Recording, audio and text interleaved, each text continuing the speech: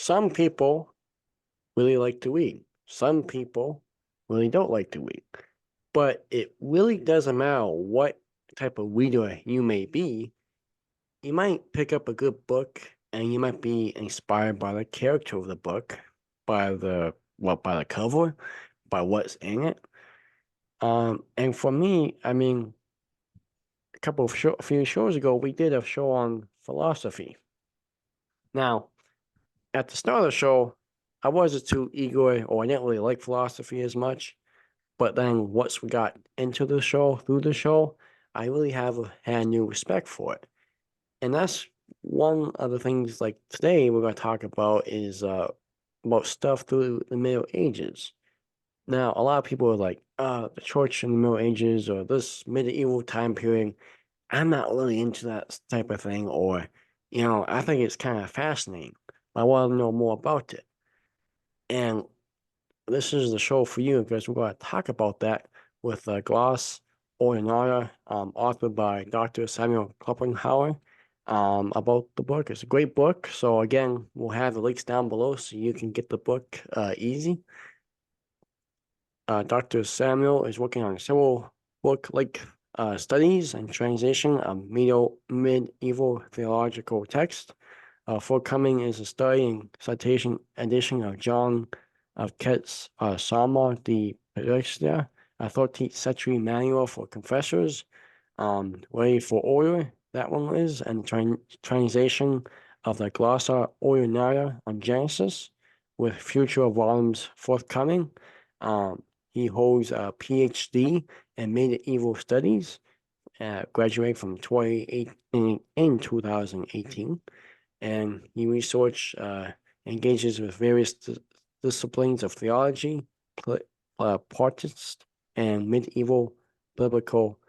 So again, he's very into that type of thing, which again, I personally have.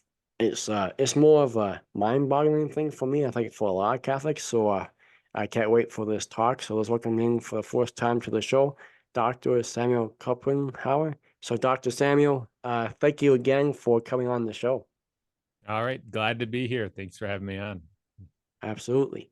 So, we'll just kind of start right there. I want to throw this question in first, Dr. Samuel, I mean, do you know by chance what percentage of Catholics that you have run across that have never heard of the Glossa Ordinaria? I'd say almost everyone has not Really? heard of it, has not heard of it. In fact, I did not hear of it till I was nearly done my university studies.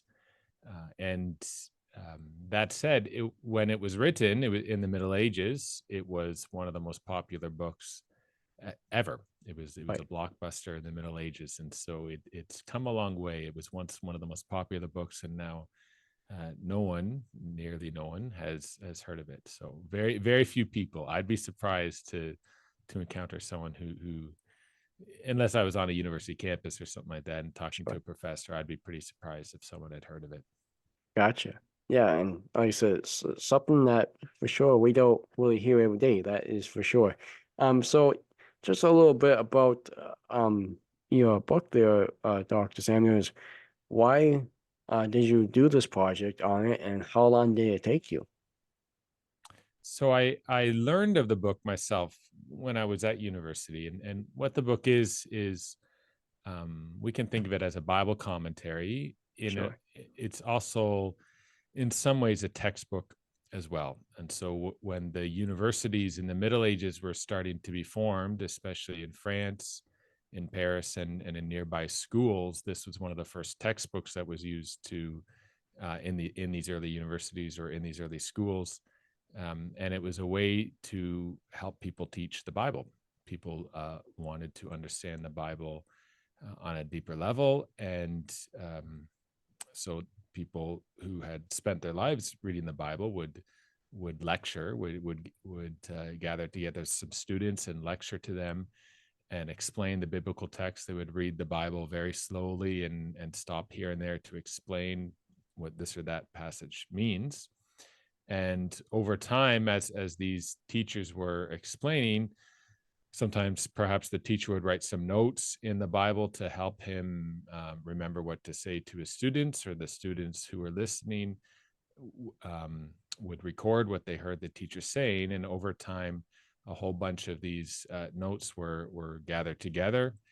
And that's what we're talking about when we're talking about the Glossa Ordinaria. The word glossa means tongue, and so it's very much tied to the teaching of the Bible in the early schools, in the early medieval schools. And it's called Ordinaria because it became standard. It became very popular, and also authoritative in a way. So it was if you were going to turn to a medieval Bible commentary later on, say you were Thomas Aquinas, and you were going to turn to a medieval Bible commentary, this was the standard commentary. That's where the word Ordinaria comes from.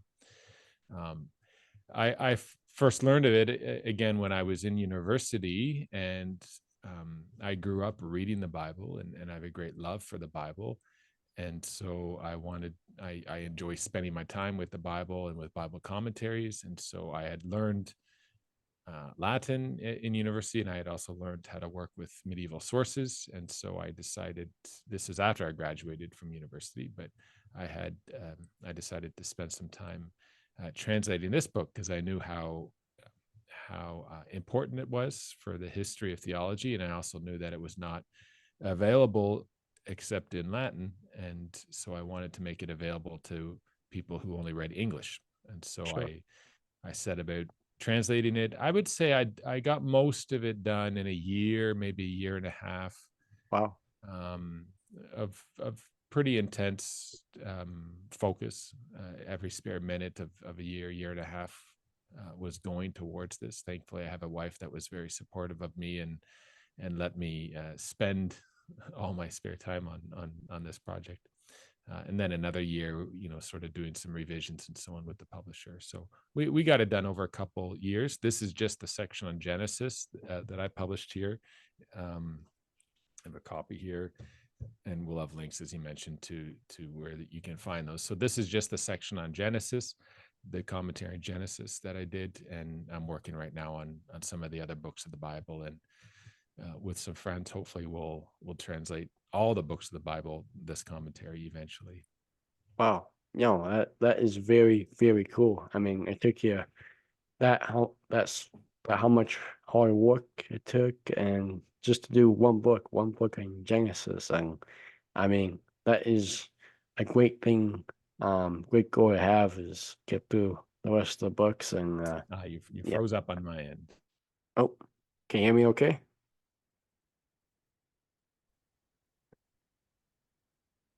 Can you hear me now? Back in business. All right.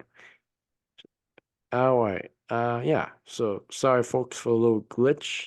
If you notice a little glitch in the system, um, probably on my end. So I apologize for that.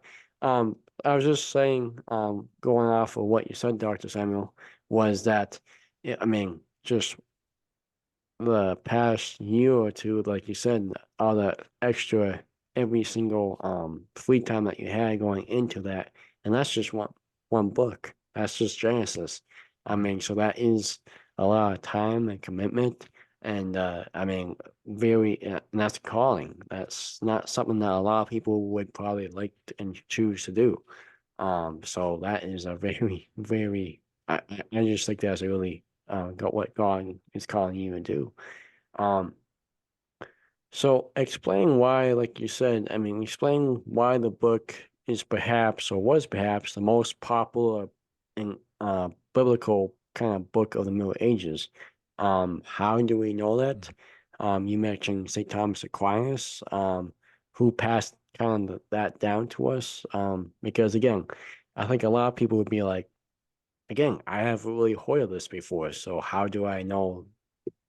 People say, Mm-hmm. um, this was a very, very important book, but how do we know that?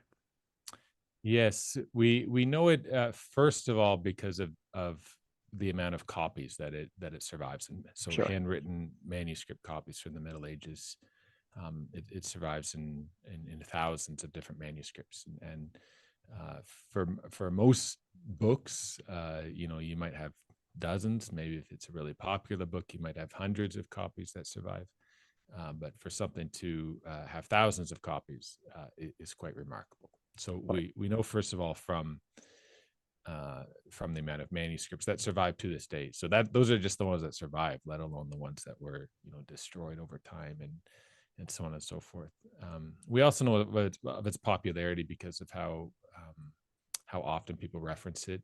Sure. In the case of Thomas Aquinas, for instance, I was doing a search actually of all the works of Thomas Aquinas, which are online, and he cites the glossa about 3,000 times. So he's Wow. always citing it. If you read his main work, the Summa Theologiae, within a couple pages, you'll find a citation to the gloss in most sections there, and so too with many of the other people of the Middle Ages. Why it was popular, so it certainly was popular. Why it was popular is a good question. Um, what I can say is that what the gloss is doing, so what this Bible commentary is doing, is that it's trying to read the Bible um, alongside people like Augustine, people like Jerome, so alongside the church fathers. So in other Okay. words, it's a Bible that respects very much how it's a Bible commentary that respects very much how the Bible was read through all of church history. And so the people who are putting this together and talking about the Bible in the school and quoting people like Augustine and Jerome are trying to who are saying that the best way, the most fruitful way to read the Bible is when you read it in harmony with tradition, with Augustine, with the church fathers, and so on and so forth. And I think just by practice, people who spend a lot of time reading the Bible in that way are rewarded greatly. Right. It brings to life the Bible, and so I think that's another reason why it's popular, is that it really brings to life the biblical text to read it alongside all these other Christians, especially those from the church fathers, from the first centuries of the church. Gotcha. Well, cool. Very, very, very cool. So I'm gonna kind of play off the last question a little bit. I think you might just answer this question to a degree too. But why should us, as the laity of the church, now, I mean, if you're in religious or you probably read the book more, you probably have read the book more. I mean, not assuming, I guess you shouldn't assume anything, but for us as the laity of the church today, um, how should we look at this book and read this book to understand it and encounter the Bible as the medieval always did, Mm, people back then? Because again, people were like, a lot of people today are like, that's way back when, medieval, Middle Ages, Dark Ages, whatever. That was history. This is today. We do stuff mm-hmm. different. So what I guess what I'm trying to find the right word here, but like, why should we read it like they did? I Yeah. should say. Mm-hmm. Well, they can compare it, for instance, to some. There are many Bible commentaries, of course, Right. nowadays. They've been, more come out all the time, and some are great, some are not. A lot of the Bible commentaries today, that a lot of the people who even study the Bible, who are professors of the Bible in these big universities, often they're not even Christian. They Sure. study the Bible as as an academic discipline, and they're very intelligent people, and they bring to light many things, and they write commentaries, some of these people, on the Bible, but their goal is not the salvation of your soul. Right. They're not interested in that. When we read now, that's not all Bible commentaries. There are many good Bible commentaries today that are written with the salvation of your soul in mind. But in any case, when we head back to the Middle Ages and to this Bible commentary, this Bible commentary is composed of comments, whether from the Middle Ages or from Augustine and Jerome, as we've been talking about, full of these comments from people who desire salvation, who want to read the Bible um, with your salvation in mind. And so they're not reading it because it's kind of interesting academically. They're reading it to help your soul. And so, that's the purpose, and that's ultimately the main food you're going to get when you read the Bible in this way, is food for your soul. They also have, though, apart from that, they are also very intelligent men and have great insights into the Bible, especially in the Middle Ages. In the Middle Ages, they understood very well, better than we do today, that the Bible has many layers of meaning. Sure. It doesn't just have one meaning, it has many layers of meaning. Now, it has the plain meaning of the text, when you just read it and you ask yourself, what do the words mean? What's the grammar of the sentence, or what's the context in which this was written, all that kind of stuff. That the kind of plain meaning of the text, or what they call the literal meaning. Certainly they talk about that, but they knew that that's not everything that the Bible has to say. It also has spiritual meanings. And so, uh, for instance, we can take an example from the Old Testament. We can take the example of, let's say the example of the city of Jerusalem. So when in the Old Testament, when they talk about Jerusalem, there's the literal meaning. You're talking about an actual city that was in an actual place and established at an actual historical time. That's all the literal or plain meaning. And in most Bible commentaries today, that's kind of where you end. But for the medievals, they said, yes, Jerusalem is a real place, and we can talk about it in that way. But there's also a spiritual meaning. Jerusalem is also a sign of the heavenly city.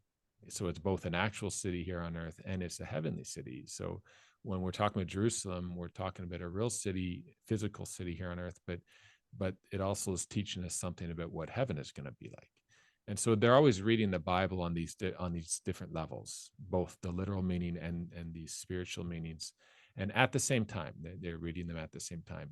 And they're better at it. Frankly, Sure. they're better at doing that kind of thing than we are. And by rereading their commentaries, we can once again profit from their insights.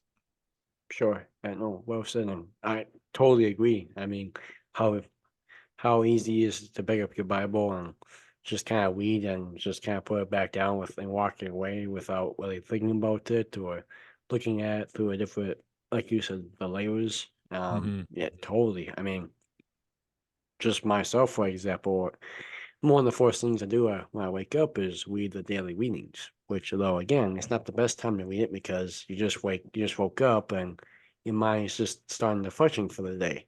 Yeah. So yeah, that's a very, very good point.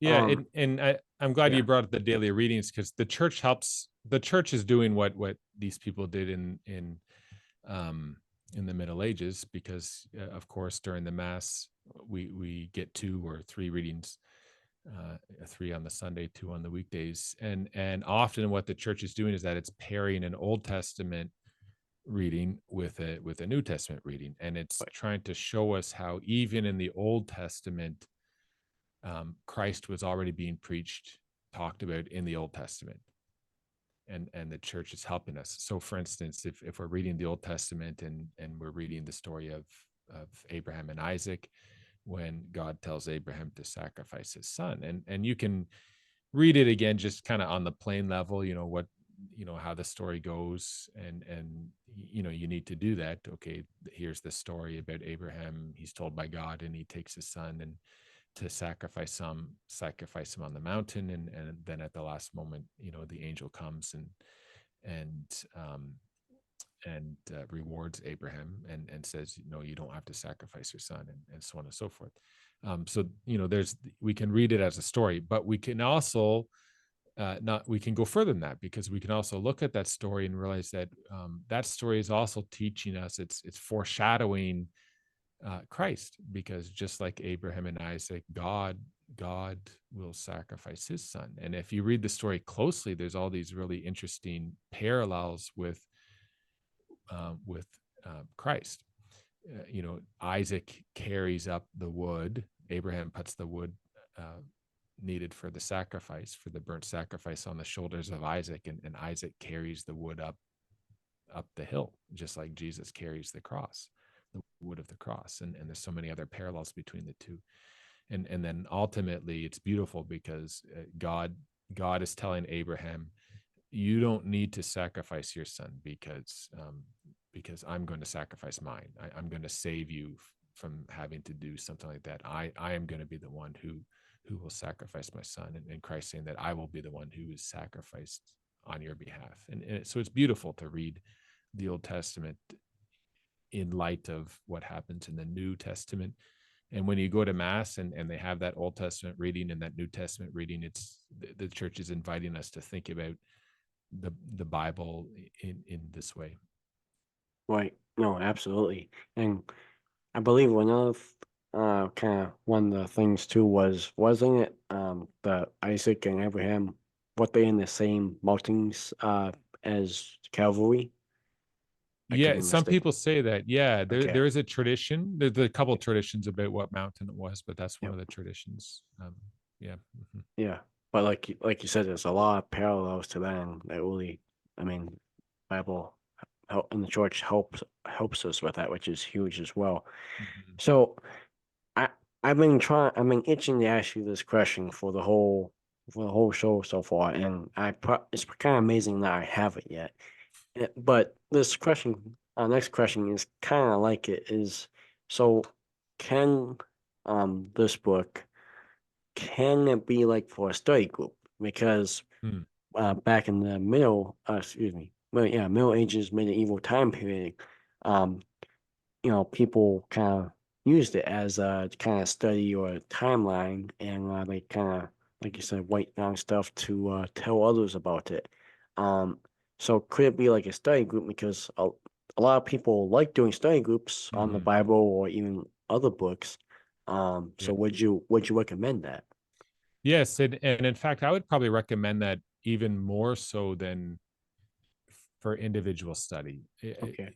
For people who see it, they'll and there's some examples of the pages of the book on my website that I'll give later. But it's a very strange book. It's laid out in a strange way with there's the Bible text in the middle, and then surrounding it, it's all this commentary in between the lines, and it's a strange text. It's not like it's not laid out like a normal book to just sit down and read. And so and this goes back to what we were saying. The reason it's like that is because it was originally meant to be taught in a group setting, and these are notes that around the text that facilitated that. And yes, so to work yourself through the text, I would actually recommend having multiple people involved in this, whether that's a study group or whether that's one person teaching others. And so yeah, I do think it is a more of a communal text to use rather than something you would read individually. Sure. And I mean, like I said, we had did a show a couple episodes ago on philosophy with St. Thomas Aquinas, the sumo one, and that's what I mean. A lot of people might do that as well for that book, and so I Hmm. just want to throw that one out there as well.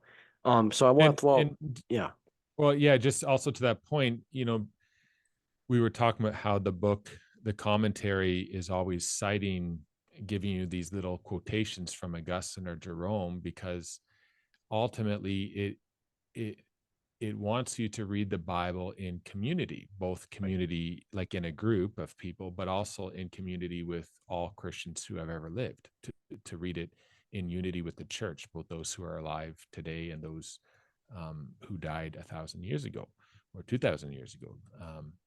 And so again, it is inviting us to read the Bible communally, both with Christians that have passed on and with Christians who are, reading them personally together today. right, absolutely. So I'm gonna throw to kind of wrap up the show here. I'm gonna kind of throw a couple more questions at you, real quickly. Is So what if so I mean again like you said you do a study group on it but if someone was just going to sit down and they want to do it on their own read it what kind of age level would you say that you could read it and Mm. understand it? I mean I'm guessing a 5-year old 6-year old Mhm. might not have the best understanding of it. Mhm. Maybe I could be wrong, but what age level would you recommend? Yeah, I would say adults. It would not. Sure. I think a teenager would have a very hard time reading it on Sure, their own, just because it's so back to a point about it being used in the university. So it was being taught to people who were kind of at beginning their university, so they had already finished, what we would call high school and all that. So it was written in that context for adults, not for people still studying, and learning grammar and all this kind of stuff. So I would recommend adults, not teenagers. sure. No, absolutely. And real quickly too, I think you mentioned on the first question is I just kind of want to know just kind of what is your favorite part of the book, Mm, and what would you really point out to others as kind of as a heads up on the book, as those people who are going to do a group study on it, or those who are just going to read it by themselves. hmm I love how, so in Genesis, it um even though I'd read Genesis many times before I did this project, it really Sure, helped me notice things about Genesis that I'd never noticed before. And one of the things that helped me notice about Genesis is that there's this pattern in Genesis that keeps happening over and over, where you have brothers, you have an older and a younger brother, and normally, under normal circumstances, the inheritance is going to go to the eldest son under normal circumstances. But you have this sure, pattern where, for one reason or another, the inheritance goes to the younger son, and it's through the younger son, not the older son, that God works. And so, an example of this is Cain and Abel. Cain is the older son, Abel is the younger, and yet God prefers the younger. And even after Abel's death, it's through another younger son, Seth, that God works primarily. So later on, we can see the same thing, with Jacob and Esau. Esau is the older one, and yes, yet it is through Jacob that God to whom God makes the promise. So too later on with the 12 sons of Jacob himself, it's not the eldest Reuben, it's right, Joseph, and so on and so forth. And so there's this pattern, and ultimately this pattern is pointing us to Christ, because um, there's the first Adam and the second Adam, the old Adam and the new Adam, the older and the younger. Christ is the new Adam, the younger, and it's through the younger that salvation is coming. And so there's this pattern, and it finds its fulfillment in Christ. And so reading through Genesis just really brought to light some of these beautiful patterns that we encounter in the Bible. sure. No, absolutely. And like you said, it's your copy is just on Genesis. That's not on the whole Bible. So make that clear to everyone listening. Again, Mm. it's just on Genesis. Um, but yeah, awesome, great stuff. Again, last anything else you want to say before we wrap up the show, so Dr. Samuel, as well as anything else that you have coming out, as well as your website? Mm. Well, I just want to say I appreciate you having me on. Yeah. It's been a joy. Yeah, and if people want to find out more about this volume, or about other things that I'm working on, they can just go to my website, samuel.klumpenhouwer.com, and they Okay. can find out more of my projects there. Awesome. Like, I'll add that to the description down below so it's an easier access for all the listeners as well. But again, Dr. Samuel, really appreciate it. Again, I did not know nothing about the book and never really even heard about it until I saw and heard about you, and I did some research, and I'm like, oh, this sounds like it could be interesting. So I Well, I appreciate, appreciate it. yeah. No one knows about it, and so I appreciate you helping me get the word out about it.